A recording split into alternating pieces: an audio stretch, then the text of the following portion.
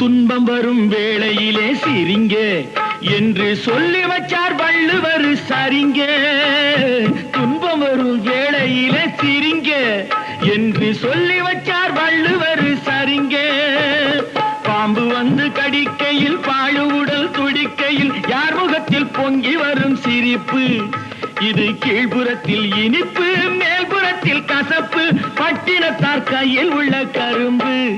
இது பட்டினத்தார் கையில் உள்ள கரும்பு. நான் சிரிக்கிறேன் சிரிக்கிறேன் சிரிப்பு வல்லே.